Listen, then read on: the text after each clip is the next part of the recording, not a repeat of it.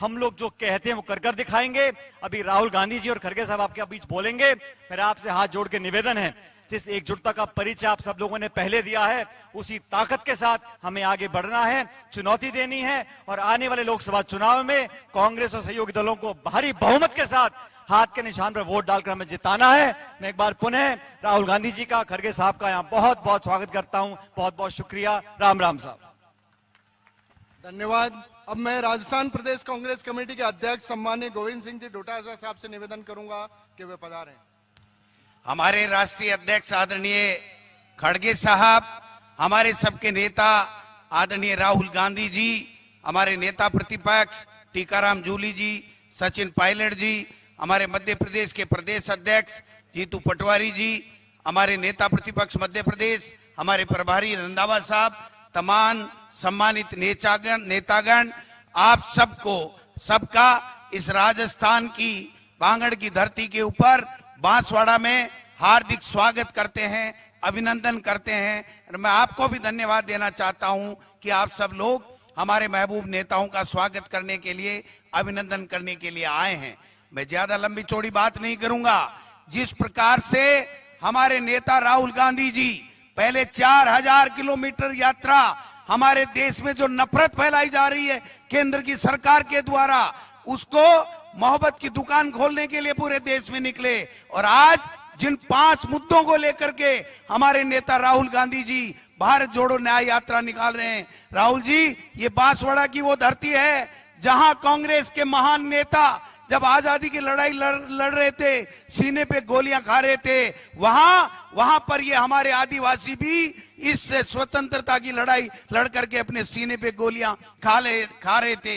हमारे गुरु गोविंद की इस धरती के ऊपर ये हमारे आदिवासियों के डीएनए में कांग्रेस है। कांग्रेस कण कण में है, हर व्यक्ति में कांग्रेस है। और कांग्रेस को मजबूत करने में हमेशा आदिवासी आगे रहा है। और आदिवासी को बढ़ाने में हमारी जब भी सरकारें, चाहे केंद्र में रही हैं, चाहे राज्यों में रही हैं, सब जगह हमने इन आदिवासियों भाइयों के लिए और कल्याण के काम किए हैं, बड़ी बड़ी योजनाएं लेकर के आए हैं। मैं समझता हूं मनरेगा जैसी योजना जिसका जीवन इनको स्तर ऊंचा उठाने में काम किया आदिवासी भाइयों के लिए, ये हमारी यूपीए सरकार की मनमोहन सिंह जी और सोनिया गांधी जी की देन थी, जिसको आज कमजोर किया जा रहा है। हम हमारे नेता आदरणीय खड़गे साहब और हमारे महबूब नेता आदरणीय हमारे राहुल गांधी जी को सुनना चाहेंगे, इसलिए मैं इतना विश्वास दिलाना चाहता हूं। आदरणीय राहुल जी खड़गे साहब, ये आदिवासी है, इनके डीएनए में कांग्रेस है। एक चला जाए 1000 नेता आएंगे, हर कांग्रेस को जिता करके आपकी झोली में डालेंगे। धन्यवाद। जय हिंद, जय भारत। धन्यवाद अध्यक्ष जी। अब हमारे वागड़ के लिए आज का दिन बहुत गौरव का दिन है कि कांग्रेस पार्टी के राष्ट्रीय अध्यक्ष खड़गे साहब पहली बार हमारी वागड़ की धरती पर पधारे हैं। मैं वागड़ की जनता की तरफ से आपका हार्दिक स्वागत और अभिनंदन करता हूं और माननीय राष्ट्रीय अध्यक्ष महोदय से निवेदन करता हूं कि आप हमें आशीर्वाद प्रदान करें। इस सभा को जोरदार तालियां बजा करके स्वागत करें। कांग्रेस पार्टी, खड़गे साहब।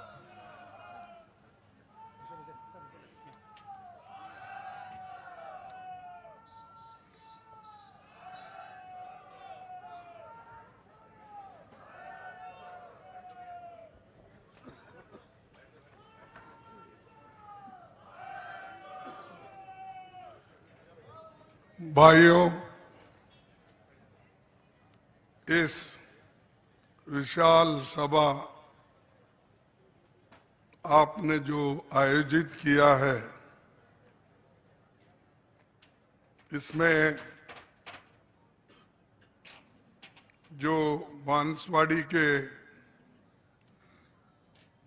हमारे भाई बहन, किसान, नौजवान साथी और मीडिया के दोस्तों सभी आए हैं,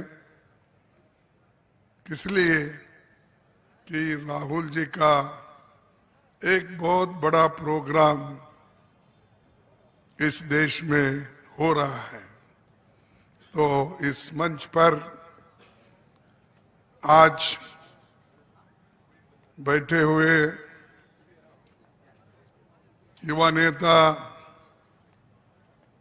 कांग्रेस पार्टी के चाहते राहुल गांधी जी,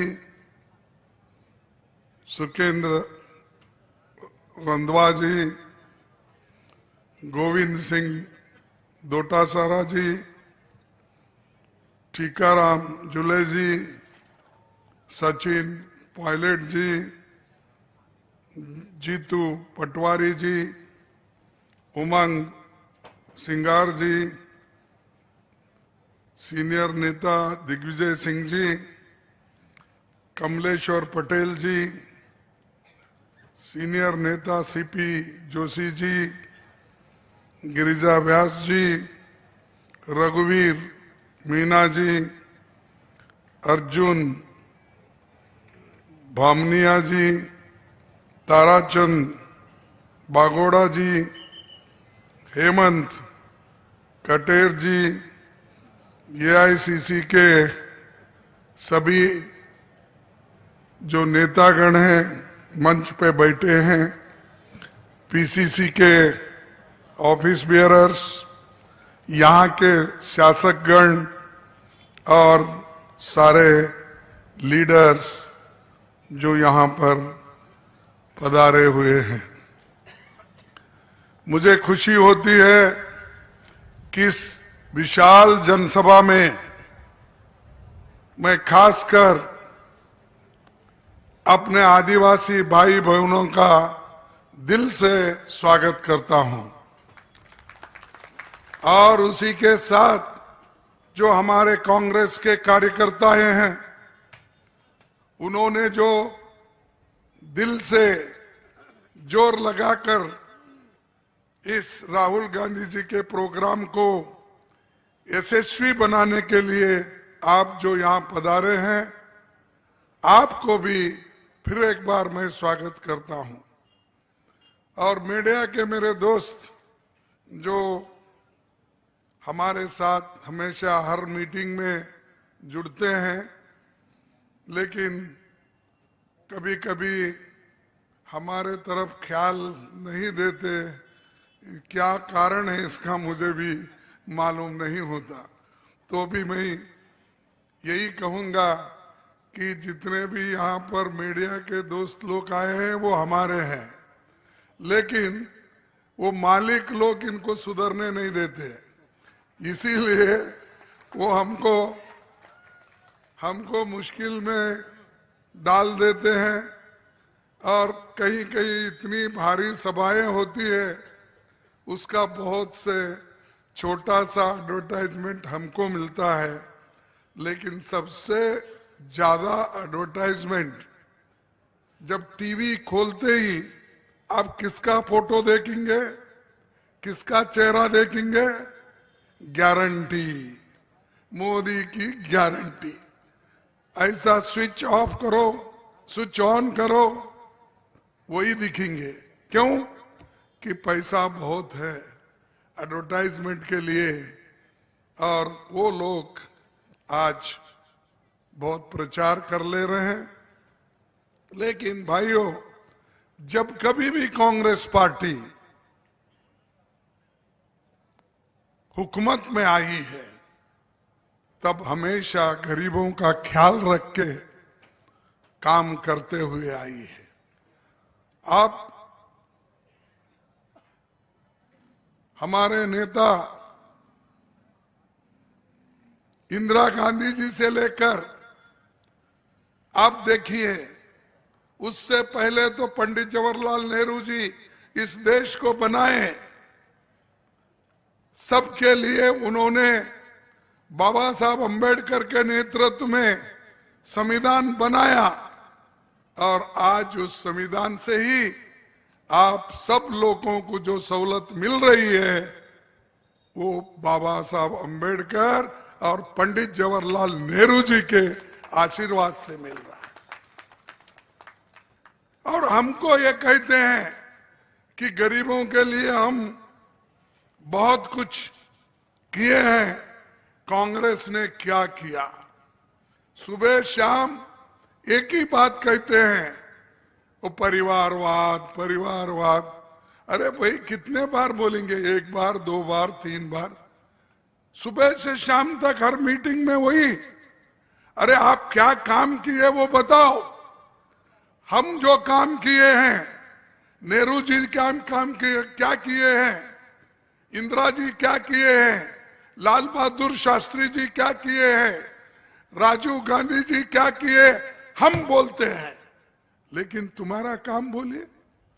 कहीं जाओ, कुछ ना कुछ बोलकर वहां पर समाज को डिवाइड करना, समाज को अलग करना।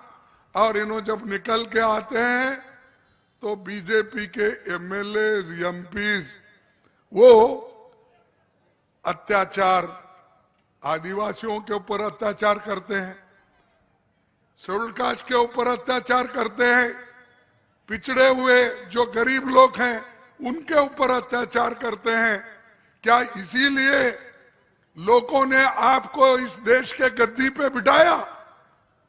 आपको देश के लोगों की सुरक्षा करना है, वो छोड़ के बार बार छोटी मोटी चीजें लेकर आप टीका टिप्पणी करते फिरते हो।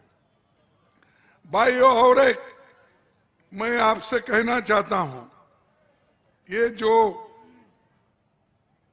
इस देश में हमने जो कार्यक्रम पहले भी बनाए थे, आज भी राहुल गांधी जी ने बहुत सी चीजें कांग्रेस पार्टी को अपने सलाह के रूप में उन्होंने दिया है। और लेकिन बीजेपी की सोच क्या है, मैं बताता हूं बीजेपी की सोच। आप जरा ध्यान से सुनिए। आसाम का मुख्यमंत्री कहता है चंद जातियों की सेवा करना शूद्रों का कर्तव्य है। आप सब शूद्रों में आते हैं और बहुत से लोग यहाँ मंच पर बैठे हुए हैं, वो भी शूद्रों में आते हैं। और उसका कहना, एक मुख्यमंत्री का कहना, ये बीजेपी के मुख्यमंत्री का कहना है कि चंद जातियों की सेवा करना शूद्रों का कर्तव्य है। अरे भाई, हम अगर सेवा करते हैं तो आप सिर्फ क्या मेवा खाने के लिए बैठे हैं? आप देश के लिए क्या कर रहे हैं?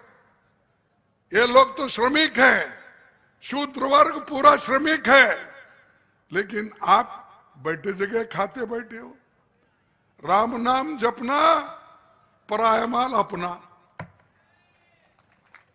राम नाम जपना, पराया माल अपना। और पूरे एयरपोर्ट, पोर्ट, ये सब ये सरकारी आपका माल है, आपका है, ये सब दूसरे अमीर लोगों को वो बेच रहे हैं। इसीलिए हमको ध्यान में रखना चाहिए, इस देश में संविधान बचेगा, लोकतंत्र बचेगा तो ही आप लोग बच सकते हैं। नहीं तो फिर से हम लोग आदिवासी बनकर जंगलों में रहेंगे, पढ़ेंगे नहीं, लिखेंगे नहीं, ऑफिसर बनेंगे नहीं, पैसा कमाएंगे नहीं। और जो शेड्यूल कास्ट के लोग हैं, शूद्र के नाते हर गांव में खेती में काम करते रहेंगे, महिला उठाते रहेंगे। क्या यही चाहते हैं आप देश में? और मोदी जी इनके बारे में कभी कुछ नहीं बोला। अभी मेरे दोस्त कुछ भाषण करते वक्त कहे, अरे भाई बहुत बड़ा राम मंदिर बनाए, ठीक है, आस्था है, लोग जाते हैं अपनी अपनी आस्था से मंदिर पे माथा टेकते हैं। लेकिन मैं पूछता हूं, इतने बड़े मंदिर में आप एक आदिवासी राष्ट्र की अध्यक्ष मुर्मा को क्यों नहीं बुलाए? मैं पूछता हूं। अब बाढ़े तो बता कांग्रेस वाले बाइकआउट किए, वो करे, ये करे, ऐसा हवा फैलाते हो। लेकिन मुर्मा इस देश की राष्ट्र यानी हमारी प्रेसिडेंट है, अध्यक्ष है, राष्ट्रपति है, तो उस राष्ट्रपति का अपमान आपने किया। जब हमारा पार्लियामेंट का उद्घाटन हुआ, क्या आप मुर्मा जी को बुलाया? क्योंकि वो अपवित्र होता है। अगर मंदिर के लिए पूजा के लिए बुलाएंगे वो अपवित्र होता है, अगर पार्लियामेंट को बुलाएंगे वो अपवित्र होता है। ये तुम्हारी सोच है। इससे पहले जो पार्लियामेंट की बुनियाद डाली, कौन थे उस वक्त राष्ट्रपति जी? रामनाथ कोविंद जी। कौन थे वो रामनाथ कोविंद जी? कौन थे? बताओ मेरे को।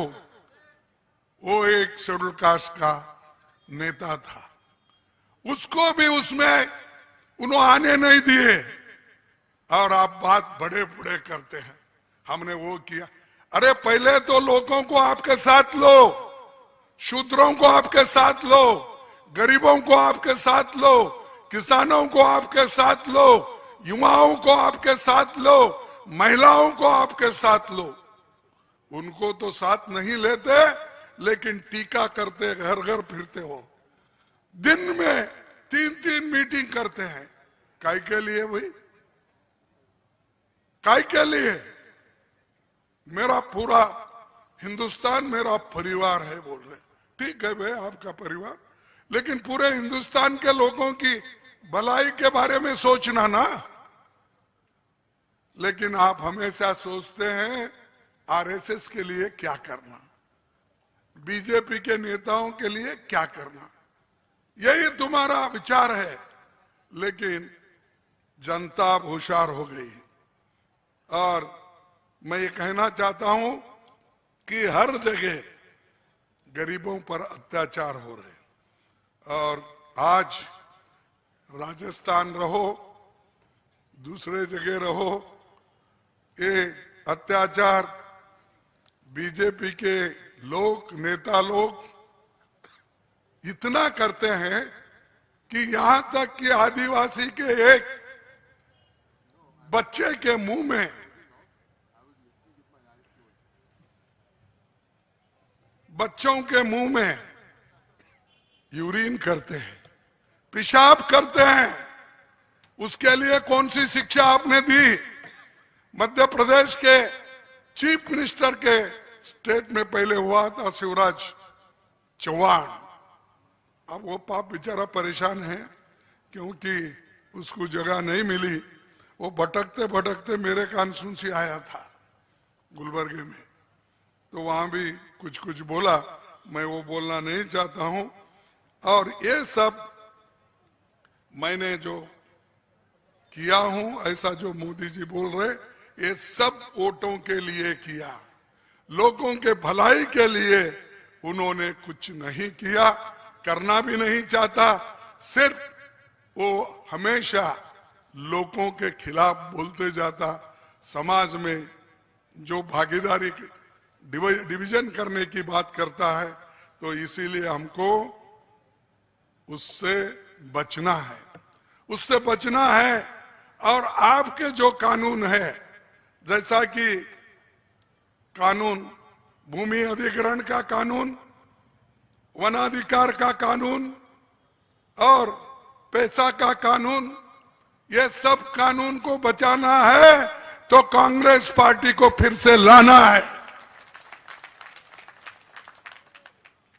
और बीजेपी हमेशा ऐसे कानून को कमजोर करती है, चाहे SC/ST का एट्रोसिटी एक्ट हो, चाहे ये कानून जो आदिवासी के लिए ये कानून हो, ये सभी को कमजोर करने वाले नेता बीजेपी के है। मोदी जी यही काम करते हुए है। जो राजस्थान में विकास के लिए बहुत सी चीजें यहां पर शुरू की थी, ये वोकेशनल ट्रेनिंग सेंटर किया था, उसको बंद करने की कोशिश चल रही है।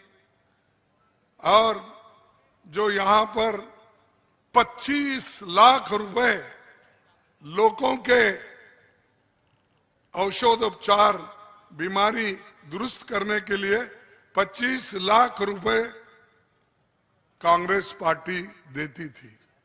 वो भी बंद किया। बंद करके अब सिर्फ 5 लाख वो भी चुने हुए लोगों को देने का उन्होंने वायदा किया है। इससे आप ही सोचिए, कांग्रेस गरीबों के बारे में सोचती है क्या बीजेपी कांग्रेस के बारे में सोचती है, ये गरीबों के बारे में सोचती है? क्योंकि बीजेपी अगर सही सोचती तो कांग्रेस ने जो किया था 25 लाख रुपए खर्च करने के लिए बीमारी के लिए, तो वो रख देते थे। दोपहर का खाना जो देने का था वो भी बंद किया। हर चीज इनके सरकार में बंद होते जाता है, कोई नया तो देते नहीं। मनरेगा का हमने बनाया, उसको कमजोर कर रहे हैं। और फूड सिक्योरिटी एक्ट हमने बनाया, उसको कमजोर कर रहे हैं। बच्चों के लिए पढ़ाई, कंपलसरी एजुकेशन हमने करके आज हर जगह स्कूल कॉलेजेस में, स्कूलों में हमने कंपलसरी किया, उसको भी कमजोर कर रहे। तो ये हमेशा गरीबों के खिलाफ बीजेपी है। और बीजेपी अगर आप मजबूत करेंगे, मैं ये कहूंगा कि एक बहुत बड़ा देश के खिलाफ काम होगा। भाइयों, इसीलिए हम एक 5 युवाओं के लिए घोषणा करते हैं। जो राहुल जी की मंशा है, युवाओं को आगे बढ़ाना है। उनके पास आज जो अनएम्प्लॉयमेंट है उसको दूर करना है। इसीलिए पहला जो बिंदु है, पहला पॉइंट युवाओं के लिए भर्ती भरोसा, ये हमारी घोषणा है आज। राहुल जी फिर डिटेल में बोलेंगे। भर्ती भरोसा, ये पहला बिंदु हमारा। कांग्रेस की ये गारंटी देश के युवाओं के लिए, जिसमें सबसे पहले हम सभी युवाओं को भर्ती भरोसे की गारंटी हम देंगे। और जो वैकेंसीज है उसको भी हम भर्ती करेंगे। और खासकर हमारे युवाओं को आज जो भटक रहे घर घर, उनको एक दिशा हम दिलाएंगे। और दूसरी बिंदु, सेकंड, पहली नौकरी पक्की। आज हमको नौकरियां देते हैं कि कौन सी नौकरी देते हैं? Contract labour. कौन सी नौकरी देते हैं? Daily wages. कौन सी नौकरी देते हैं? वो इवन मिलिट्री में भी भर्ती करने का है तो अग्निवीर की नौकरी। सिर्फ 3 साल के लिए, 4 साल के लिए अग्निवीर की नौकरी दिए जैसा करके 4थे साल उसको निकाल देते हैं। फिर उसका पेंशन का क्या होगा? उसके आगे जीने के लिए क्या रहा होगा? तो इसीलिए हम जो कुछ भी करेंगे पक्का करेंगे, पक्की नौकरी देंगे, अप्रेंटिसशिप करेंगे। और हर जगह जितने भी डिग्री होल्डर्स है, डिप्लोमा होल्डर्स है, उनको जितने भी इंडस्ट्रीज है, पब्लिक अंडरटेकिंग है, वहां पर अप्रेंटिसशिप कोर्स देकर उनको मजबूत बनाएंगे। तीसरा बिंदु है पेपर लीकेज से मुक्ति। आज देश में ऐसे हालात है, सालों तक भर्ती नहीं निकलती। भर्ती निकलती है तो पेपर नहीं होता, पेपर होता है तो पेपर लीक हो जाता है। आप सोचिए, गांव के छोटे शहरों में बच्चों को पढ़ने के लिए माँ बाप कर्जा करके, मेहनत करके अपने बच्चों को शहर में पढ़ाई के लिए भेजते हैं। वो मेहनत करता है साल भर, 2 साल भर। जब साल 2 साल मेहनत करने के बाद वहां पर जो पेपर लीक होती है, उसके जिम्मेदार कौन है? सरकार है। और कौन? ये सरकारें ऐसी ही काम कर रही। यूपी में लीक हुआ, मध्य प्रदेश में तो बहुत लीक होता था, उनका तो व्यापम घोटाला मशहूर है। मैं समझता हूं भारत में ऐसा बड़ा घोटाला कहीं भी नहीं हुआ। उतना बड़ा घोटाला ये मध्य प्रदेश में हुआ। तो इसीलिए हम पेपर लीक से मुक्ति करेंगे और हमारे युवाओं को पक्की नौकरी देने के लिए मजबूत करेंगे। इसके बाद हमारा पांचवा जो है और एक बिंदु है जो राहुल जी ने खासकर गरीबों के लिए उन्होंने एक योजना सोची है, क्योंकि वो जब अपने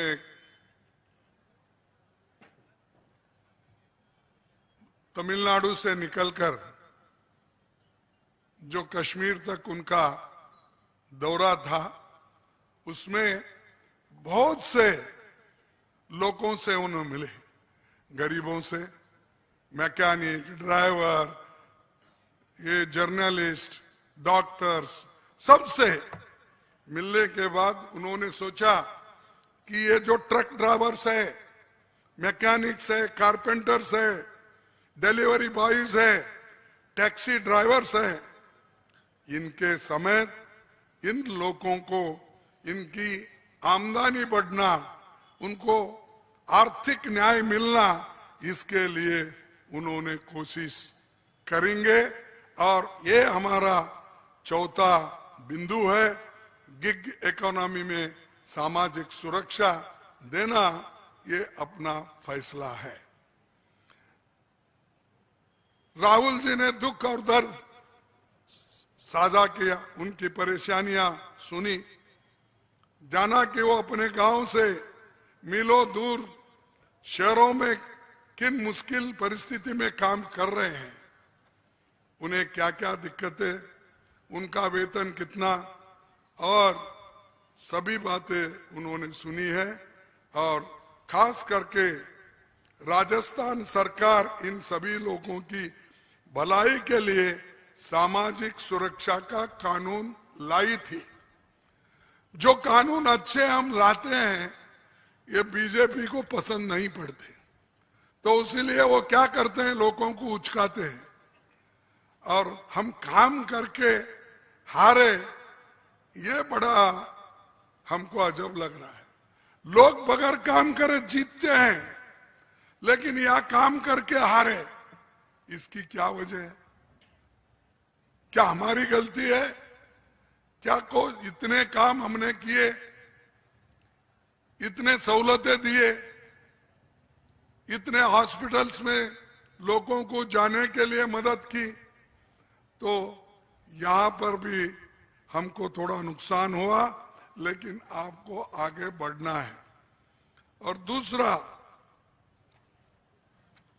और आखिरी, ये पांचवा बिंदु है, युवा रोशनी।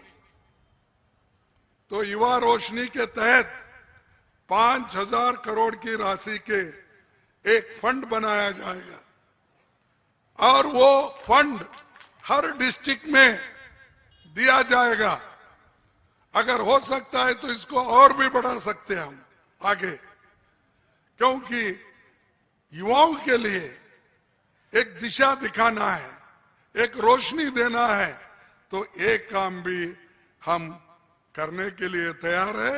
ये हमारी गारंटी है। हमारी गारंटी मोदी जी जैसा नहीं है। उन्होंने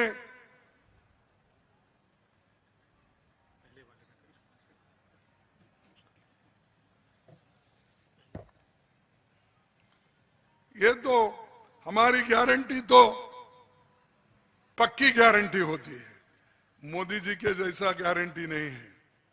उन्होंने हमेशा यही कहते रहे कि मैं हर एक को कितने करोड़ नौकरियां, 2 करोड़ नौकरियां 2 करोड़ नौकरियां मिले आपको? 15 लाख रुपए देने का वायदा किया था, मिला? अरे नोटबंदी जीएसटी करके तो देश के गरीब लोगों को बर्बाद किया, फिर भी मोदी मोदी मोदी बोलते, क्या मेरे को समझ में नहीं आया। अरे जो आदमी गरीबों को परेशान करता है, बर्बाद करता है, उसके भजन करते हो। इसीलिए मैं चाहूंगा कि आप डट के रहो। अगर आप एक रहेंगे, आदिवासी, शेड्यूल कास्ट, बैकवर्ड क्लास, गरीब लोग, किसान एक रहेंगे, मोदी ऑटोमेटिकली झुकेगा और भाग जाएगा सत्ता से भागेगा। तुम्हारी एकता की जरूरत है। इसीलिए मैं ये चाहता हूं कि जो काम हमको करना है आप जरूर कीजिए।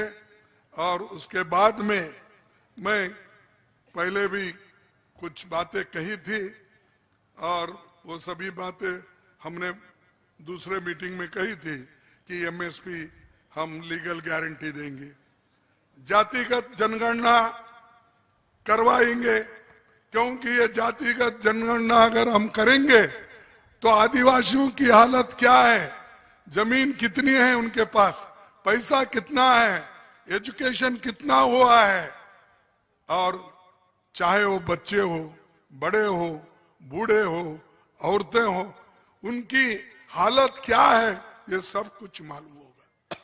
इसीलिए हम लोग वो जाति के जनगणना, ये तो 2 हमने पहले कहा, और चौथी जो युवाओं के बारे में मैंने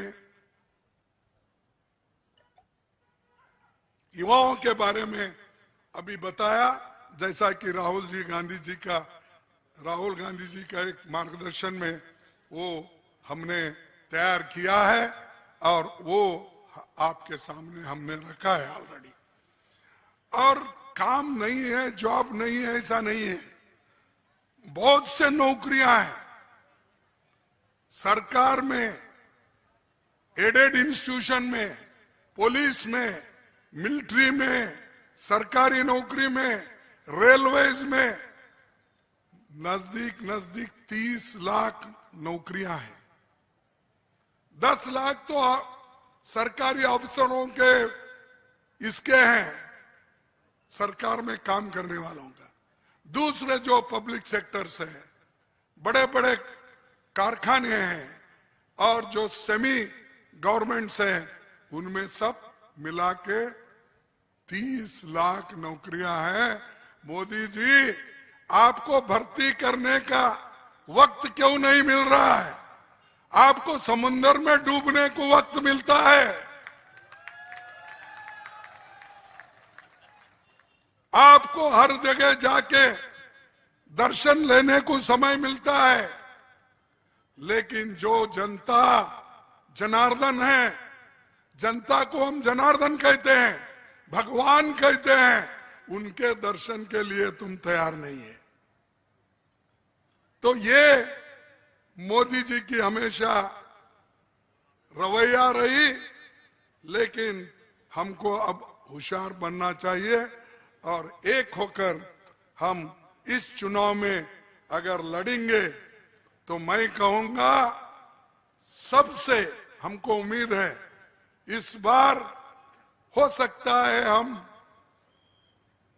असेंबली में हारे होंगे, लेकिन पार्लियामेंट में हम जरूर जीतेंगे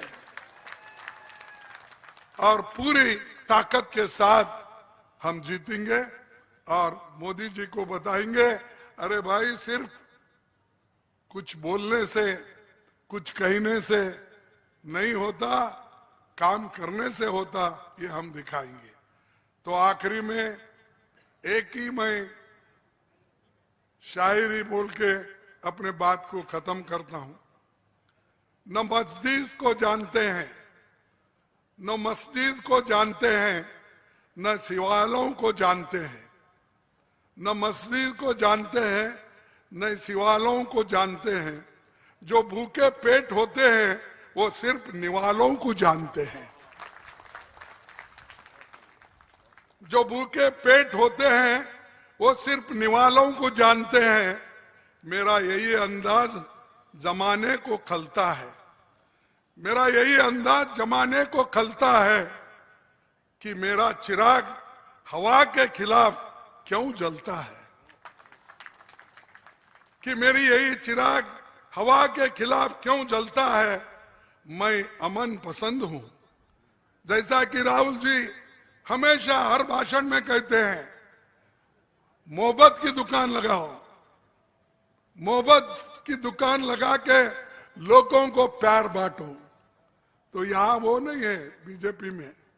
यहां बीजेपी में हमेशा वो बोलते हैं विष बांटो कि ताकि लोग मरने दो जल्दी। तो ये वो काम हमारे राहुल जी कर रहे हैं। तो वो क्या है, मैं अमन पसंद हूं। मेरे शहर में दंगा रहने दे। मेरे शहर में दंगा रहने दे। लाल और हरे में मत बांटो। लाल और हरे में मत बांटो। मेरी छत पर तिरंगा रहने दो। मेरी छत पर तिरंगा रहने दो। बस इसके लिए हम काम करना है।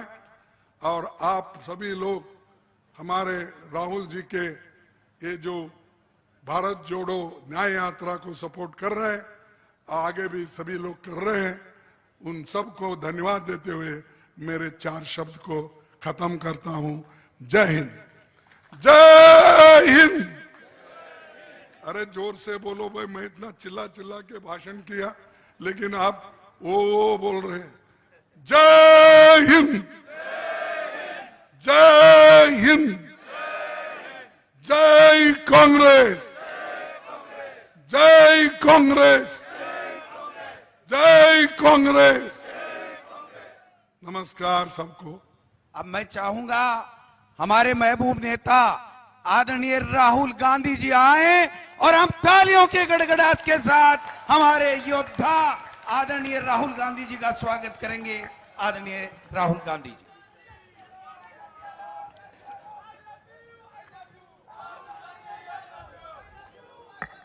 खारगे जी, रंधावा जी, दोतासरा जी, जूली जी, सचिन पायलट जी,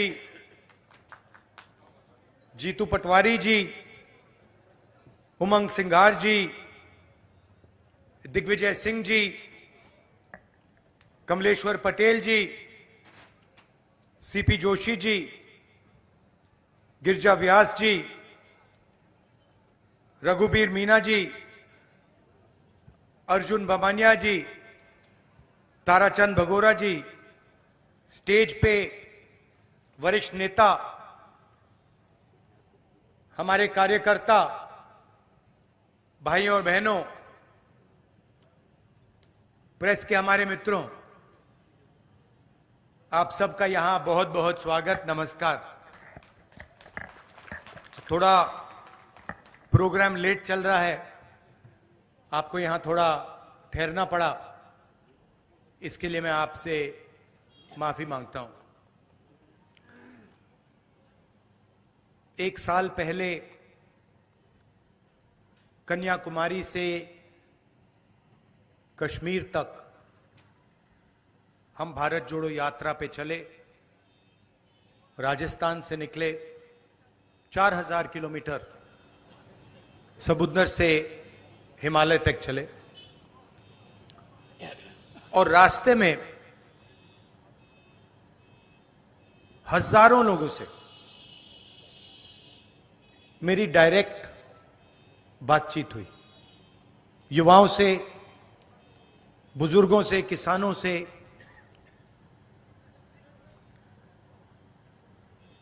शायद उस साल मैंने हिंदुस्तान में सबसे ज्यादा लोगों से बात की। शायद मैं ही वो व्यक्ति हूं जिसने सबसे ज्यादा लोगों से बात की। 8 घंटे मिनट के बाद मिनट के बाद मिनट के बाद मिनट कोई नया आता था, अपनी बात रख के चला जाता था। किसानों ने अपनी बात रखी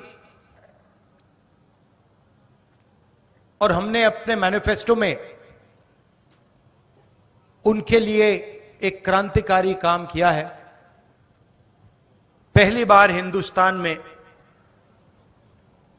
लीगल गारंटी किसानों की एमएसपी के लिए दिया है हमने, मतलब कानून बनाया है कि उनको लीगल एमएसपी मिलनी चाहिए। जो किसान दिल्ली की ओर चल रहे हैं, जिनको सड़कों पे रोका जा रहा है, उनकी मांग हमने पूरी कर दी है अपने मैनिफेस्टो में। जाति जनगणना की मैंने बहुत बात की है, थोड़ा सा आज कहना चाहता हूं। देश में 50% पिछड़े वर्ग के लोग हैं, 8% आदिवासी भाई बहन हैं, 15% दलित हैं और तकरीबन 15% माइनॉरिटीज हैं। सब मिलाकर तकरीबन 90% हिंदुस्तान की आबादी या दलित, आदिवासी, पिछड़ा, माइनॉरिटी। उसमें आप 5% और गरीब जनरल कास्ट के लोगों को मिला दीजिए। यह है हिंदुस्तान की आबादी। मगर अगर हम हिंदुस्तान की संस्थाओं को देखें,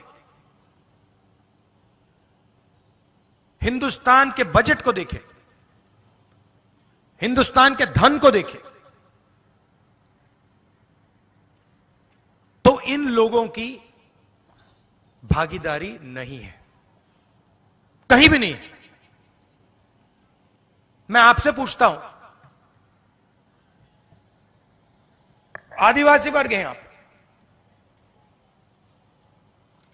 राष्ट्रपति आदिवासी हैं हैंगे ना? ठीक है। राम मंदिर का इनॉग्रेशन हुआ,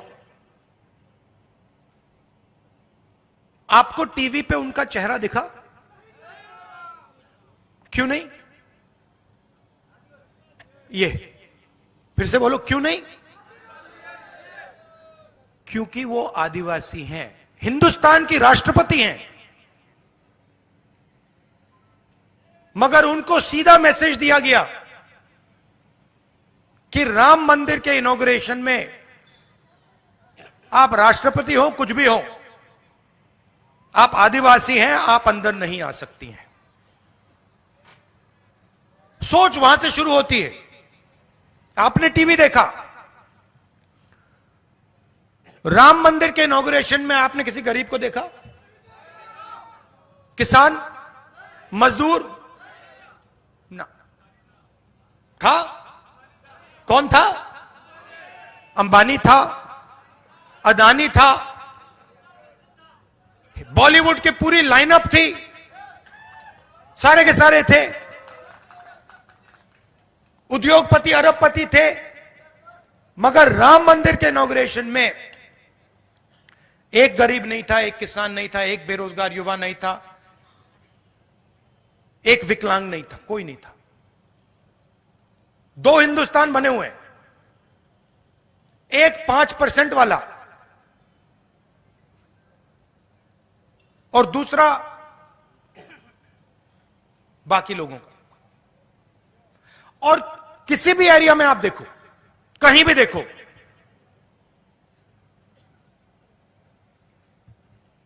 आपको पिछड़े, दलित, आदिवासी नहीं दिखने वाले।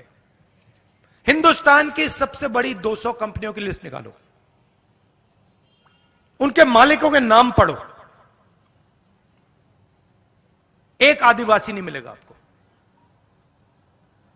मैंने चेक किया है, मैंने लिस्ट निकाली है सबकी, इनके सीनियर मैनेजमेंट की लिस्ट निकाली है। अदानी जी आपकी जमीन लेते हैं,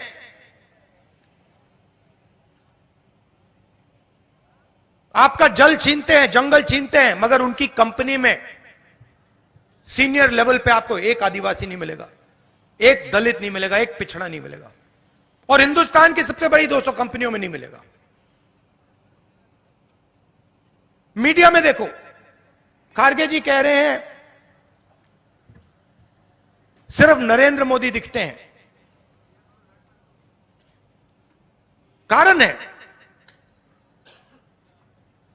इनके मालिकों की लिस्ट निकालो, इनके बड़े बड़े रिपोर्टर्स की लिस्ट निकालो, एक पिछड़ा नहीं मिलेगा, एक दलित नहीं मिलेगा, एक आदिवासी नहीं मिलेगा। 90% हो आप हिंदुस्तान के, 90%। उसमें गरीब जनरल कास्ट भी जोड़ दो, 5% और ले लो और जोड़ दो। मीडिया में आपका कोई नहीं, बड़ी कंपनियों में आपका कोई नहीं। हिंदुस्तान के बजट को 90 लोग चलाते हैं, आईएएस अफसर हैं। राजस्थान में भी वही है, यहां पे राजस्थान की सरकार को 60-70 लोग चलाते हैं। उनकी लिस्ट निकालो। दिल्ली वाली मैंने निकाली है, उत्तर प्रदेश की निकाली है, राजस्थान की नहीं निकाली है, निकाल दूंगा। आपको एक आदिवासी नहीं मिलेगा। 90 में से 3 पिछड़े वर्ग के लोग हैं, 3 दलित हैं, 1 आदिवासी। अगर हिंदुस्तान की सरकार 100 रुपए खर्च करती है बजट में, तो आदिवासी अफसर जिनकी आबादी 8% है, वो 100 रुपए में से 10 पैसे का निर्णय लेता है। तो आपकी भागीदारी कहीं है ही नहीं। तो फिर मैंने अपने आप से सवाल पूछा, भाई ये कंपनियों में नहीं है, ये मीडिया में नहीं है, ये प्राइवेट अस्पतालों में नहीं है, ये प्राइवेट स्कूल यूनिवर्सिटी कॉलेजेस में नहीं है, ये सरकार में नहीं है, तो है कहां? फिर मैंने मनरेगा की लिस्ट निकाली, उसमें आदिवासी, पिछड़े, दलित सब भरे हुए हैं। कॉन्ट्रैक्ट लेबर की लिस्ट निकाली, मजदूरों की लिस्ट निकाली, उसमें भरे हुए हैं। 90% का काम हिंदुस्तान में मजदूरी करने का है, 5% का काम देश की हर संस्था को कंट्रोल करने का है। कहीं भी देख लीजिए आप। तो ये हिंदुस्तान की प्रगति का सबसे बड़ा सवाल है। प्रगति करनी है तो एक ऐतिहासिक काम करना होगा। जैसे जब तो चोट लगती है, डॉक्टर आपसे कहता है एक्सरे करो, कहता है ना, कहता है, वैसे ही मैं कह रहा हूं, हिंदुस्तान के गरीबों को चोट लग रही है, दलितों को, आदिवासियों को, पिछड़ों को, गरीब जनरल कास्ट को चोट लग रही है, एक्सरे करा दो। और मैं तो कह रहा हूं एक्सरे के बाद में एमआरआई भी कराऊंगा। कितना पैसा किसके हाथों में है, कौन सी संस्था किसके कंट्रोल में है, मीडिया में कितने लोग आदिवासी, दलित, पिछड़े, बड़ी बड़ी कंपनियों में कितने आदिवासी, दलित, पिछड़े, प्राइवेट स्कूल, कॉलेज, ये सारा का सारा निकाल दूंगा मैं। और फिर आपको अपनी सच्ची शक्ति समझ आएगी। आज आपको बात नहीं समझ आ रही। आप सोच रहे हो कि आप में शक्ति नहीं है। 10 में से 9 लोग आप हो।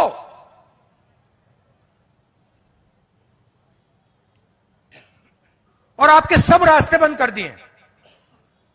पहले आर्मी में जाते थे, अग्निवीर कर दिया। पहले पब्लिक सेक्टर हुआ करता था, पूरा का पूरा प्राइवेटाइज कर दिया।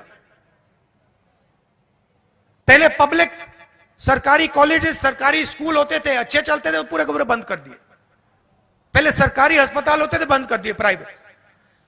तो जब भी आपके जेब से पैसा निकलता है वही 5% के जेब में जाता है। पेट्रोल का पैसा भरते हो, 5% के जेब में जाता है। सड़क पे टोल देते हो, 5% के जेब में जाता है। फल खरीदते हो, 5% के जेब में जाता है। आप जितनी जीएसटी देते हो उतनी अदानी देता है।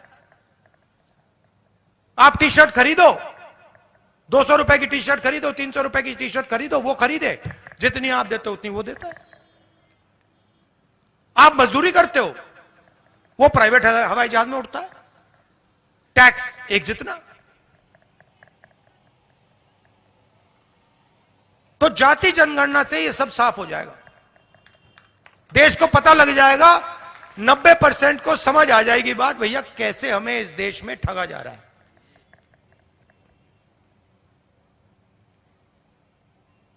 भारत जोड़ो यात्रा में सबसे बड़ा मुद्दा बेरोजगारी थी। युवा आते थे, मैं पूछता था क्या करते हो? राहुल जी बीटेक हूं, एमबीए किया, मेडिसिन पढ़ी, कंप्यूटर प्रोग्रामर हूं। क्या करते हो? कुछ नहीं, रोजगार नहीं है।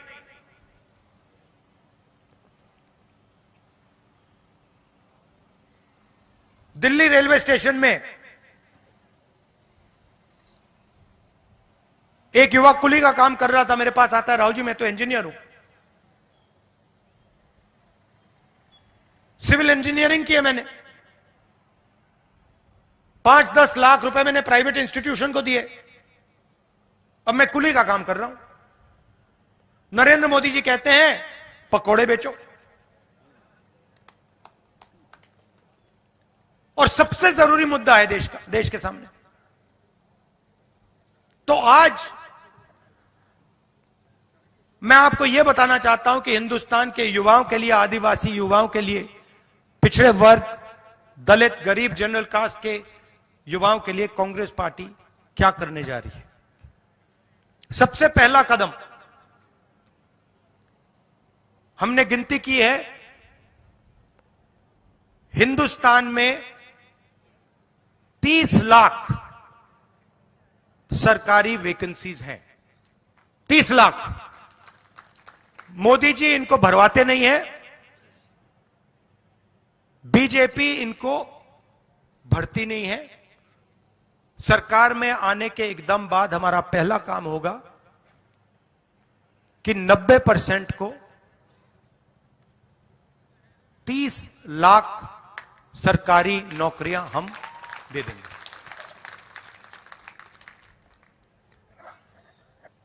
दूसरा ऐतिहासिक काम, हम मनरेगा प्रोग्राम लाए थे, रोजगार का अधिकार। लाखों लोगों को फायदा हुआ, अधिकार दिया हमने। वैसे ही हम हिंदुस्तान के युवाओं को, सब युवाओं को अप्रेंटिसशिप का अधिकार देने जा रहे हैं। और यह अधिकार हर ग्रेजुएट, हर डिप्लोमा होल्डर को मिलेगा। अधिकार क्या है कि कॉलेज, यूनिवर्सिटी, डिप्लोमा के एकदम बाद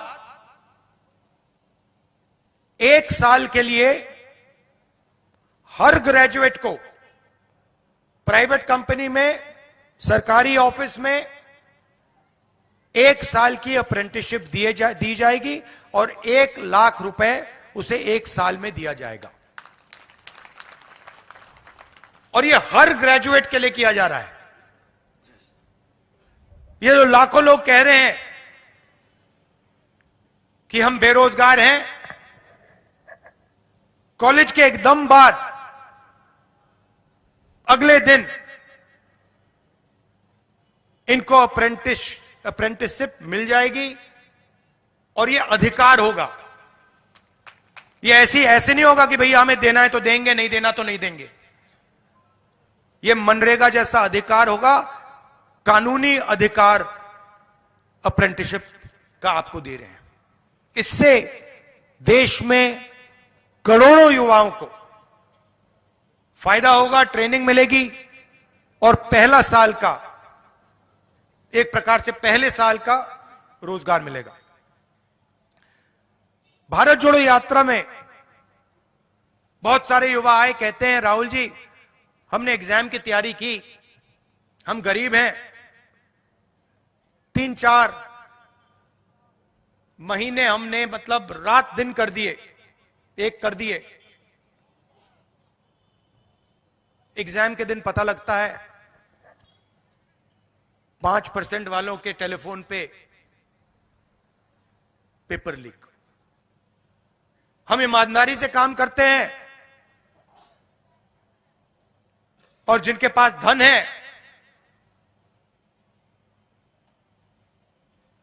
पेपर चुरा लेते हैं और फिर उसके बाद हमें कहा जाता है कि देखिए पेपर लीक हो गया तो आपको अब नौकरी नहीं मिलेगी। पुलिस की भर्ती में होता है, पटवारी, सब भर्तियों में होता है। तो हम एक नया कानून लाएंगे, पेपर लीक के खिलाफ एक कानून, जिसमें हम एग्जाम दिलवाने का तरीका स्टैंडर्डाइज कर देंगे कि एग्जाम होगा तो ये जो आउटसोर्सिंग होती है, प्राइवेट कंपनी को पकड़ा दिया जाता है, ये आउटसोर्सिंग नहीं होगी। एग्जाम सरकारी संस्था करेगी और इस प्रकार से करेगी, और अगर इस प्रकार से नहीं किया और अगर पेपर लीक हो गया तो फिर कानूनी कार्रवाई ऐसी होगी कि दूसरी बार नहीं होने वाला है। चौथी चीज, युवाओं के लिए बहुत सारे युवा उबर, ओला, डिलीवरी का काम करते हैं। इसको अंग्रेजी में गिग वर्कर्स कहते हैं। और राजस्थान में हमने इनके लिए कानून बनाया था, इनकी रक्षा के लिए, इनकी पेंशन के लिए, इनकी सोशल सिक्योरिटी के लिए। जो कानून हमने राजस्थान में बनाया था वही कानून हम पूरे हिंदुस्तान में लागू करने जा रहे हैं कि जो ड्राइवर का काम करता है, सिक्योरिटी गार्ड का काम करता है, उबर का काम, ओला का काम, ये पिज्जा डिलीवरी जो होती है, ये जो सब युवा हैं, इनकी रक्षा हो, इनका एक प्रकार से पेंशन हो, सोशल सिक्योरिटी हो और इनको एक दिन में सड़क पे ना करा जा सके। तो इसके लिए हम एक हिंदुस्तान में एक कानून बना रहे हैं। और पांचवी चीज, यह भी ऐतिहासिक चीज, नरेंद्र मोदी जी ने स्टार्टअप इंडिया किया, स्टैंड अप इंडिया किया, मेक इन इंडिया किया, कोई फर्क नहीं पड़ा। वो सारा का सारा 2-3 अरबपति उठा के ले गए। नरेंद्र मोदी जी की मार्केटिंग जरूर कर दी, टीवी पे उनका चेहरा जरूर दिखा दिया, मगर जो युवा हैं उनको ना स्टार्टअप मिला, ना मेक इन इंडिया मिला। तो हमने 5,000 करोड़ रुपए स्टार्टअप्स के लिए एक फंड बनाया है और हर डिस्ट्रिक्ट में यह फंड रहेगा।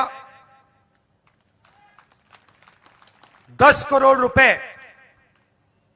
स्टार्टअप्स के लिए, गरीबों के लिए यह फंड दिया जाएगा। तो गरीब युवा हैं, बेरोजगार युवा हैं, ये अगर छोटा सा बिजनेस शुरू करना चाहते हैं काम करना चाहते हैं तो ये स्टार्टअप फंड उनकी मदद के लिए किया जा रहा है। तो ये 5 ऐतिहासिक काम है। युवाओं के लिए भर्ती भरोसा, 30 लाख वैकेंसीज भरना, पहली नौकरी पक्की, अप्रेंटिसशिप वाला कानून, पेपर लीक से मुक्ति, पेपर लीक वाला कानून, गिग वर्कर्स के लिए सोशल सिक्योरिटी और युवा रोशनी 5,000 करोड़ रुपए डिस्ट्रिक्ट्स में स्टार्टअप्स के लिए। तो ये हम आपके लिए करने जा रहे हैं।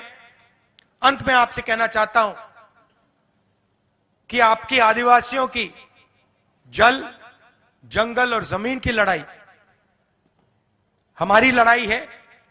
आपके साथ हम खड़े हैं। हम पैसा कानून लाए, जमीन अधिकरण कानून लाए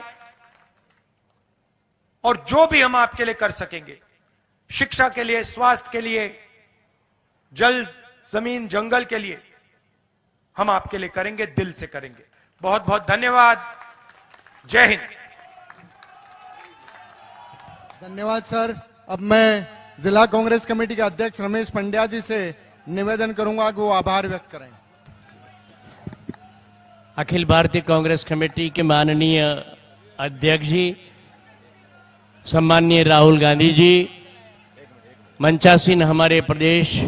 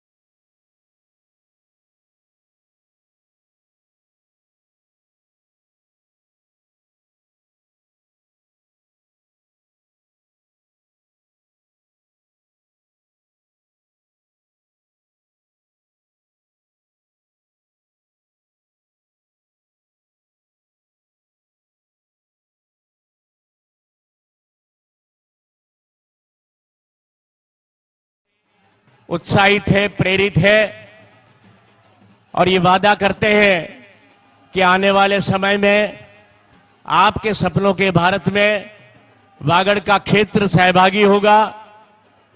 आपका आशीर्वाद, आपका सहयोग हमेशा हम पर बना रहे। इस धरती पर सभी राष्ट्रीय नेताओं ने वागड़ को हमेशा आशीर्वाद दिया है। आज आपकी उपस्थिति भी और विशेष करके हमारे सम्माननीय राष्ट्रीय अध्यक्ष पहली बार यहां पर पधारे हैं। मैं वागड़ की जनता की ओर से सहृदय आपका आभार व्यक्त करता हूं, आपका धन्यवाद करता हूं कि आपने यहां पर हमें संबोधित किया। बहुत बहुत धन्यवाद।